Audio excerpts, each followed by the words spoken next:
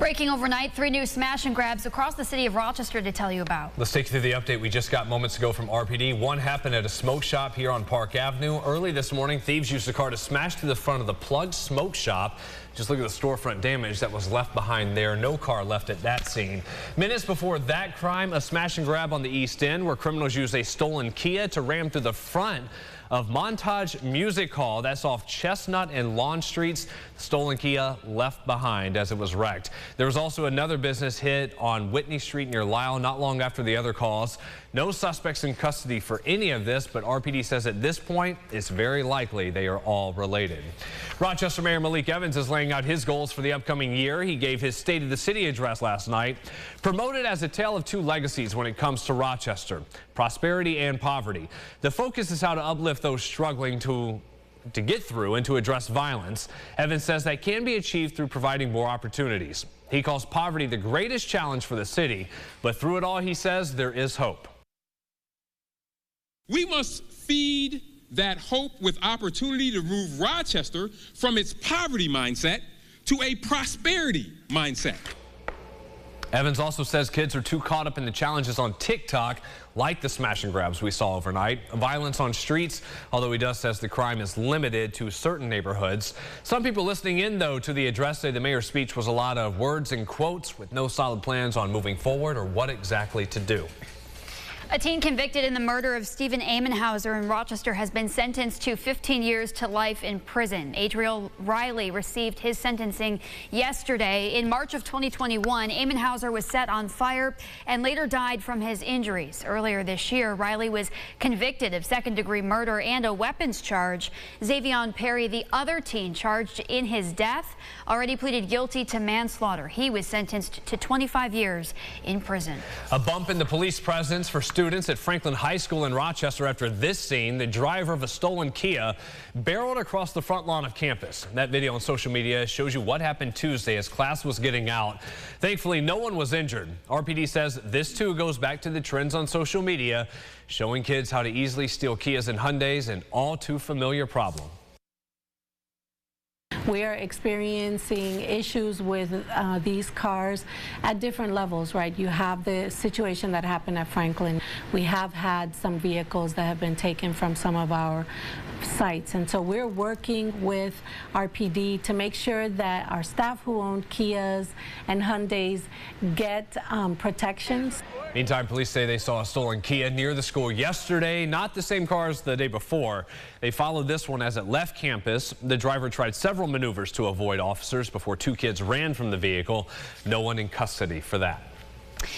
Dominic Pizzola, a member of the Proud Boys from Rochester, took the witness stand again, answering questions from his defense attorney. Pizzola, known for using a riot shield to break a Capitol window, told the jury he did not conspire with any Proud Boys or members of the January 6th mob to enter the Capitol building, obstructing Congress, or breaking any laws. He says, quote, "Our only plans were to maybe storm the liquor store." He said when they approached the Capitol, he witnessed police firing rubber bullets at people there. Pizzola describes the moment as surreal and said he was in disbelief that this type of force was being used against unarmed citizens. The former Marine says his military training prompted him to fight. Prosecutors are expected to cross-examine him later today. Let's pause for a moment. In your headlines, get updates from our meteorologist James Gilbert on that weather today. In the 30s here, we'll have the lake breeze up closer to the big lake, but elsewhere it's going to be a little warm later on. Yeah, not a bad afternoon for some of those south of the Thruway that can enjoy our afternoon high temperatures. But for most, morning walk, deal with a few light rain showers here and there. It's a warm front that will bring us eventually some warmer air, especially as we get into tomorrow. So around 50 for a high, those along Lake Ontario, north of 104. But you go further south, Bristol getting to 61. Dundee, over down there in Keuka Lake, getting into the mid-60s. Arcade could touch 70 this afternoon. We'll take a look at the 8-day forecast at the end of the show, where we do have a day getting to 80. Brennan, Natalie, back to you. All right, thank you, James. Sunrise traffic still watching that issue with a flipped car on Culver just north of 490 in the Park Ave area near Harvard and Canterbury. We've got a team headed to the scene. We'll have a live look for you, hopefully around 7:25. Elsewhere, the main expressways, they are looking okay this Thursday morning. All right, topping our headlines this morning, the Supreme Court is mulling a case on abortion pill access, pushing back a deadline to to weigh in on it from Wednesday to Friday at midnight. This leaves access to mifepristone available nationwide for the time being.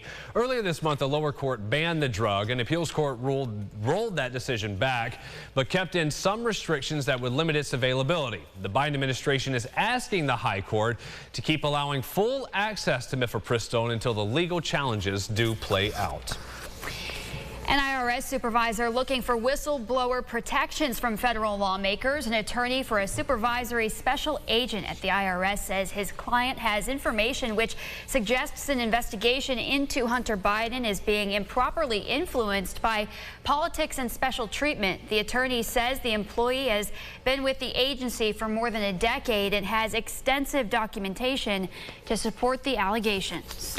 More than 100 students from RCSD are taking on Wall Street, or at least they're pretending to. Yeah, the students from a handful of local high schools in our area competing in the 2023 Junior Achievement Stock Market Challenge. It's a simulation program where teams make investments and they also trade fake funds. They create draft portfolios and finalize stock selections. At the end of this whole challenge, the teams with the largest portfolios will come out on top. Winning that event, organizers hope this event gets kids prepared for the future. They might be starting their first job, they're going to be going to college, they're going to be becoming young professionals very, very soon, and so having these skills, having that foundation is just so important. So if we can get started now while they're in high school, all the better. Organizers adding here, the students have a lot of fun with these activities. They've held the event since 2019, pre-pandemic, then hosting it virtually during lockdown. Happening today, there's a networking event in the Finger Lakes focused on this new industry that's booming with legal marijuana here in New York. This is taking place in Victor. Yeah, something we're hearing a lot about. Jatira Marsh now joins us in studio to tell us what we can expect heading into this. Jatira?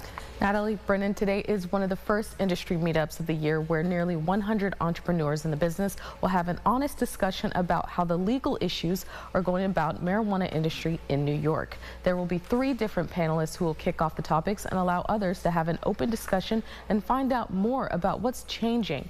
Brad Racino, who is the editor and publisher at the New York Cannabis Insider, says aside from the issues of lack of communication and basic information from the state, there are other major problems to be addressed that affect more than just business owners. Program. There are more than 100,000 people who are registered patients across the state who rely on cannabis as a medicine. And that program, the medical program, has just floundered for years, and it's getting worse and worse and worse. The event will be held today from 5:30 to 8 in Victor. And if you're interested in buying a ticket, visit our website and we will have the link up for you. Back to you. Jatira, thank you. And you can expect to see more troopers out on the roads today. State police stepping up patrols for this April 20th, popularly considered a marijuana holiday. Their goal is to crack down on intoxicated driving. Syracuse getting warm. This is a good way if you don't have AC, right? Cool off. Tomorrow, going to be a hot one. Bus stop forecast for you. Just about everybody this morning's around 40, but it's the afternoon that we start to see some disparities. We'll say we're all over the place. Low 50s along Lake Ontario, upper 50s, maybe even into the 60s further south. 8-day forecast, everybody getting to around 80 degrees. Tomorrow's going to be great. It's Friday. The sun's going to come out. Those isolated storms really late in the day. Then things deteriorate a bit. Keeping an eye on midday showers on Saturday, and then much cooler by Sunday. Man, getting to the last part of April, still hanging out in the 30s. Yeah. Hard to believe. Yeah, we'll wait till May. CBS Mornings coming your way next. We'll see you back here in half an hour. Follow News 8 wherever you are on RochesterFirst.com, Facebook, Twitter, and on our app for news and weather.